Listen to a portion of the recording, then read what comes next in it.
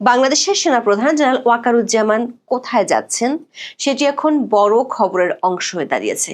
Indo Pacific army chiefs conference বা আইপিএসিসি-তে অংশগ্রহণ শেষে ২৬শে সেপ্টেম্বর মালয়েশিয়া থেকে দেশে ফিরেছেন জেনারেল ওয়াকার। সামাজিক মাধ্যমে রটিয়ে পড়ে মালয়েশিয়াতে ভারতীয় সেনাপ্রধান জেনারেল উপেন্দ্র দ্বিবেদীর সঙ্গে জেনারেল ওয়াকারের বৈঠক হয়েছে, অথচ ভারতীয় সেনাপ্রধান আইপিএসিসি এর বৈঠকে অংশ নিতে মালয়েশিয়ায় যাননি। তিনি আইপিএসিসি এর সম্মেলনের সময় ভারতীয় ছিলেন। ওই রটনার রেশ কাটতে না কাটতেই সামাজিক মাধ্যমের আরেকটি খবর হলো জেনারেল ওয়াকারুজ্জামান চলতি মাসেই ভারত সফরে যাচ্ছেন। অনেকে বলছেন তিনি আন্তর্জাতিক একটি গুরুত্বপূর্ণ সম্মেলনে যোগ দিতে দিল্লি যাবেন। অনেকে আবার এর পেছনে গভীর রাজনৈতিক ষড়যন্ত্রের গন্ধ পাচ্ছেন। বিশেষ করে দিল্লিতে যেহেতু সাবেক প্রধানমন্ত্রী শেখ হাসিনা অবস্থান করছেন, তাই অনেকে দুয়ে দুয়ে চার মেলাচ্ছেন। তবে সেনাবাহিনীর একাধিক সূত্র নিশ্চিত করেছে একটি নয়, মধ্য অক্টোবরে ভারতে দুটি অত্যন্ত গুরুত্বপূর্ণ সম্মেলন অনুষ্ঠিত হবে। আর দুটি সম্মেলনে যোগ দেওয়ার জন্য আমন্ত্রণও পেয়েছেন জেনারেল ওয়াকার। সূত্রগুলো বলছে জেনারেল ওয়াকার দুটি সম্মেলনের কোনোটিতেই অংশ না নেওয়ার সিদ্ধান্ত নিয়েছেন। প্রশ্ন হলো, কেন বাংলাদেশের আর্মি চিফ এত গুরুত্বপূর্ণ দুটি সম্মেলনে অংশ নিতে যাচ্ছেন না ভারতে? বিস্তারিত জানতে চলুন যাওয়া যাক বিশ্লেষণে। তো ২২শে সেপ্টেম্বর বাংলাদেশ সেনাবাহিনীর এক বিবৃতিতে জানানো হয়, ১৪তম Indo Pacific army chiefs conference বা আইপিএসিসি-তে যোগ দেওয়ার জন্য সেনাপ্রধান জেনারেল ওয়াকারুজ্জামান মালয়েশিয়া গিয়েছিলেন। তার এই সফর ছিল ৪ দিনের। ১৪তম Indo Pacific army chiefs conference বা আইপিএসিসি এর ৪৯তম Indo Pacific armies management seminar বা আইপিএএমএস এবং ১১তম সিনিয়র এনলিস্টেড ফোরাম বা সেলফ মালয়েশিয়ার কুয়ালালামপুরে ২৩ থেকে ২৫শে সেপ্টেম্বর ২০২৫ পর্যন্ত অনুষ্ঠিত হয়। এর মধ্যে আইপিএসিসি হলো সেনাপ্রধানদের জন্য, আর আইপিএএমএস হলো ডেপুটি চিফ এবং সিনিয়র র্যাঙ্কিং কর্মকর্তাদের বা লেফটেন্যান্ট জেনারেল থেকে লেফটেন্যান্ট কর্নেল পদমর্যাদার কর্মকর্তাদের জন্য। মালয়েশিয়ান এবং মার্কিন সেনাবাহিনীর যৌথ আয়োজনে অনুষ্ঠিত এই সম্মেলনটির প্রধান লক্ষ্য ছিল ভারত প্রশান্ত মহাসাগরীয় অঞ্চলে শান্তি ও স্থিতিশীলতা বজায় রাখার জন্য স্থল বাহিনীর মধ্যে সহযোগিতা, আন্তঃকার্যক্ষমতা এবং সমন্বয় বাড়ানো। সম্মেলনে মোট ২৫ থেকে ২৭টি দেশের ১৯০ জনেরও বেশি প্রতিনিধি অংশ নেন, যার মধ্যে ১২টি দেশের সেনাপ্রধান ছিলেন। যে দেশগুলোর সেনাপ্রধানরা উপস্থিত ছিলেন তার মধ্যে রয়েছে মালয়েশিয়া, মার্কিন যুক্তরাষ্ট্র, অস্ট্রেলিয়া, যুক্তরাজ্য, সিঙ্গাপুর এবং বাংলাদেশ। ২৭শে সেপ্টেম্বর বাংলাদেশ সেনাবাহিনীর আরেকটি সংবাদ বিজ্ঞপ্তিতে কনফারেন্স শেষে জেনারেল ওয়াকারের দেশে ফিরে আসার খবর জানানো হয়। ওই বিজ্ঞপ্তিতে বলা হয়, বাংলাদেশের সেনাপ্রধান ২৬শে সেপ্টেম্বর রাতে দেশে ফিরেছেন। তিনি ওই সফরে যুক্তরাষ্ট্রের army Pacific commander commanding general Ronald Patrick Clark এবং মালয়েশিয়ার সেনাবাহিনীর প্রধান জেনারেল মোহাম্মদ হাফিজউদ্দিন জানান্তের সাথে আলাদাভাবে বৈঠক করেছেন। বিজ্ঞপ্তির সাথে ৩টি ছবিও সরবরাহ করা হয়েছিল।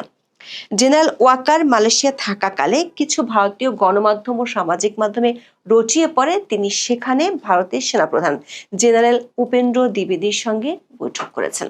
বিশেষ করে একই সময় বাংলাদেশের প্রধান উপদেষ্টা ডক্টর মোহাম্মদ ইউনূস জাতিসংঘের সাধারণ পরিষদের সম্মেলনে যোগ দিতে নিউ ইয়র্ক সফরে গিয়েছিলেন।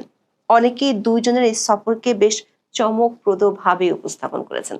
কিন্তু আইপিএসিসি এর ১৪তম সম্মেলনের দুই আয়োজক মালয়েশিয়া ও যুক্তরাষ্ট্র সেনাবাহিনীর পক্ষ থেকে সম্মেলনে অংশ নেওয়া সেনাপ্রধানদের যে ছবি প্রকাশ করা হয়েছে, সে ছবিতে দেখা যাচ্ছে ভারতীয় সেনাপ্রধান নেই। আমরা বিষয়টি নিয়ে আরো অনুসন্ধান করে দেখেছি। সম্মেলনটি অনুষ্ঠিত হয়েছিল ২৩ থেকে ২৫শে সেপ্টেম্বর। সেই সময় ভারতীয় সেনাপ্রধান জেনারেল উপেন্দ্র দ্বিবেদী ভারতেই ছিলেন। ওই সময় ভারতীয় সেনাপ্রধান যে দেশটির দুটি হাই প্রোফাইল ইভেন্টে অংশ নিয়েছিলেন সে ব্যাপারে নিশ্চিত হওয়া গেছে। গত ২৩শে সেপ্টেম্বর জেনারেল দ্বিবেদী নয়াদিল্লির মানেক সেন্টারের প্রথম trade services academia tech symposium বা টিস্যাটস-এর সমাপনী অনুষ্ঠানে উপস্থিত ছিলেন। অনুষ্ঠানে কেন্দ্রীয় শিক্ষামন্ত্রী শ্রী ধর্মেন্দ্র প্রধান এবং প্রতিরক্ষা প্রতিমন্ত্রী শ্রী সঞ্জয় শেঠও উপস্থিত ছিলেন। একই দিনে জেনারেল দ্বিবেদী চণ্ডীগড়ে ভারতীয় বিমান বাহিনীর ঐতিহাসিক মিগ-21 বিমানের কর্মক্ষম পরিষেবা থেকে অবসরের অনুষ্ঠানেও যোগ দেন। দর্শক, সেনাপ্রধান জেনারেল ওয়াকারুজ্জামানের সাথে ভারতীয় সেনাপ্রধানের এমন বৈঠকের গুঞ্জনের রেশ কাটতে না কাটতেই বাংলাদেশি গণমাধ্যমগুলোর খবর হলো অক্টোবরের মাঝামাঝিতে দিল্লিতে যেতে পারেন বাংলাদেশের সেনাপ্রধান। বিডি নিউজ 24 সহ একাধিক গণমাধ্যমে 2রা অক্টোবর এ ধরনের খবর প্রকাশিত হয়। খবরে বলা হয়, জাতিসংঘের শান্তিরক্ষা মিশনে সেনা পাঠানো দেশগুলোকে নিয়ে একটি সম্মেলন আয়োজন করতে যাচ্ছে ভারত, যেখানে বাংলাদেশের সেনা প্রধানেরও অংশগ্রহণের কথা রয়েছে। ভারতের রাজধানী নয়াদিল্লিতে 14ই অক্টোবর 2 দিনের এই সম্মেলন শুরু হওয়ার কথা রয়েছে। বিডি নিউজের খবরে বলা হয়, সেনাপ্রধান ওই সম্মেলনে যোগ দিলে তা হবে 24-এর গণঅভ্যুত্থানে সরকার পরিবর্তনের পর ভারতে বাংলাদেশের প্রথম উচ্চ পর্যায়ের সফর। 1 অক্টোবর সম্মেলনের বিষয়ে ভারতের প্রতিরক্ষা মন্ত্রণালয় বা মিনিস্ট্রি অব ডিফেন্স থেকে একটি বিবৃতিও দেওয়া হয়েছে। সেই বিবৃতিতে বলা হয়, জাতিসংঘ শান্তিরক্ষী মিশনে সৈন্য পাঠানো দেশগুলোর সেনাপ্রধানদের সম্মেলন আগামী 14 থেকে 16 অক্টোবর দিল্লিতে অনুষ্ঠিত হবে। এবারের ইউএনটিসিসি কনক্লেভটি ভারতীয় সেনাবাহিনী আয়োজন করছে। বিশ্বের 30টি দেশের প্রতিনিধিরা এতে অংশ নেবেন। সেই 30টি দেশের মধ্যে বাংলাদেশের নাম আছে। এই সম্মেলনে বাংলাদেশের অংশগ্রহণ অত্যন্ত তাৎপর্যপূর্ণ, কারণ বাংলাদেশ জাতিসংঘের শান্তিরক্ষা মিশনে অন্যতম বৃহৎ এবং ধারাবাহিক অবদানকারী দেশ।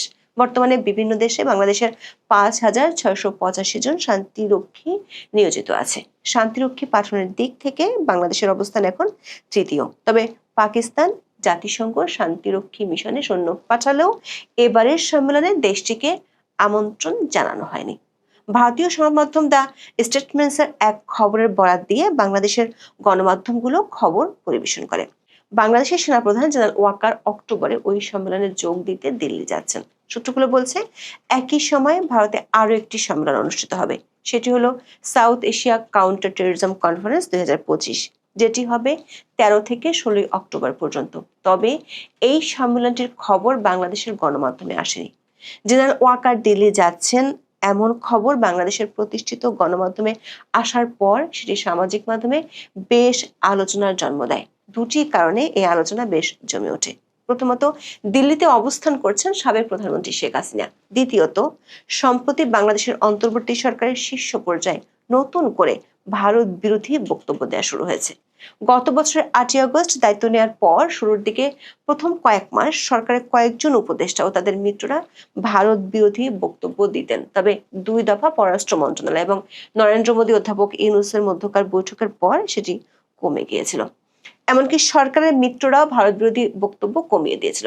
এর মধ্যে অধ্যাপক ইউনূস নিউ ইয়র্কে গিয়ে 2 দফা ভারত সম্পর্কে বিরূপ মন্তব্য করেন। সবশেষ সাক্ষাৎকারে তিনি বলেছেন, শেখ হাসিনা বিজয়ের বেশে দেশে ফিরে আসবে এমনটাই আশা করে ভারত। আবার দেশের মধ্যে স্বরাষ্ট্র উপদেষ্টা জাহাঙ্গীর আলম চৌধুরী পার্বত্য চট্টগ্রামের অস্থিরতার জন্য ভারতকে দায়ী করে প্রকাশ্যে বক্তব্য দেন।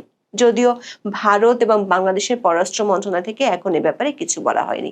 এমন পরিস্থিতিতে জেনারেল ওয়াকারের দিল্লি সফরের ইঙ্গিত সামাজিক মাধ্যমে বেশ আলোচনার জন্ম দেয়। সূত্রগুলো বলছে, সেই আলোচনায় জল ঢেলে দিয়েছেন সেনাপ্রধান নিজেই। তিনি নিজে দুটি সম্মেলনে যোগ দিতে যাচ্ছেন না, বরং প্রতিনিধি পাঠাবেন। সূত্র মতে, জেনারেল ওয়াকারুজ্জামানের পরিবর্তে army training and doctrine command বা আরট্রকের general officer commanding lieutenant general Moinur Rahman এই দুটি সম্মেলনে বাংলাদেশের প্রতিনিধিত্ব করবেন। প্রশ্ন হলো, যেখানে বাংলাদেশ জাতিসংঘের মিশনে অন্যতম প্রধান অবদানকারী, সেখানে সেনাপ্রধান নিজে কেন এত গুরুত্বপূর্ণ একটি সম্মেলন এড়িয়ে যাচ্ছেন? এর পেছনে কৌশলগত কারণ অবশ্যই রয়েছে। সূত্রগুলো জানাচ্ছে, সেনাপ্রধানের এই সফর বাতিল করা হয়েছে অবাঞ্ছিত সমালোচনা বন্ধ করার জন্য একটি সচেতন কৌশল হিসেবে। এই মুহূর্তে ঢাকা এবং নয়াদিল্লির মধ্যে দ্বিপাক্ষিক সম্পর্ক সর্বনিম্ন পর্যায়ে রয়েছে। এই পরিস্থিতিতে সেনাপ্রধানের দিল্লি সফর বাংলাদেশের সেনাবাহিনী এবং ভারতীয় সেনাবাহিনীর মধ্যে চলমান সম্পর্ককে ঘিরে অতিরিক্ত মনোযোগ আকর্ষণ না করার জন্য একটি পদক্ষেপ। অর্থাৎ দেশের অভ্যন্তরে যেন কোনো রকম অপ্রয়োজনীয় রাজনৈতিক বিতর্ক বা সমালোচনার সৃষ্টি না হয়, সে কারণেই এই কৌশলগত সিদ্ধান্ত নেওয়া হয়েছে বলে একাধিক সেনা সূত্র নিশ্চিত করেছে। সেনাবাহিনী সূত্রে জানা গেছে, শান্তিরক্ষা মিশনের কনক্লেভে সাধারণত সেনা প্রধানরা স্ত্রী গিয়ে থাকেন। জেনারেল ওয়াকারের স্ত্রী সাবেক প্রধানমন্ত্রী শেখ হাসিনার আত্মীয়, আর শেখ হাসিনা দিল্লিতেই অবস্থান করছেন। এরই মধ্যে অনেক সাবেক সেনা কর্মকর্তারাও সামাজিক মাধ্যমে তার এই দিল্লি যাওয়ার খবরে ঝড় তুলেছেন। তাদের দাবি, সাবেক প্রধানমন্ত্রী শেখ হাসিনা জেনারেল ওয়াকারের আত্মীয় হওয়ায় এই সফরে তার সাথে কোনো গোপন সাক্ষাৎ বা আলোচনা হতে পারে, যা দেশের জন্য ভয়াবহ পরিস্থিতি ডেকে আনবে। আরেক পক্ষের দাবি, সেনাপ্রধানের এই ধরনের সফর রাজনৈতিকভাবে কম্প্রোমাইজড হতে পারে। তবে সেনাবাহিনীর একটি সূত্র বলছে, বাংলাদেশ সেনাবাহিনীর সাথে ভারতীয় সেনাবাহিনীর বেশ ভালো সম্পর্ক রয়েছে। কয়েক মাস আগে ভারতের সেনাপ্রধান বিষয়টি নিয়ে কথা বলেছেন। ওই সূত্রটি বলছে, তথ্য প্রযুক্তির এই যুগে কারোর সাথে বৈঠক করতে হলে সশরীরে গিয়ে বৈঠক করতে হবে, এমন ধারণা অবান্তর। ফলে তেমন কিছুর আশঙ্কা থাকলে সেটি দিল্লি না গেলেও ঘটা সম্ভব। এখন এ পর্যন্ত। সবাই ভালো থাকুন, সুস্থ থাকুন, নিরাপদে থাকুন। দেখা হবে আগামী পর্বে।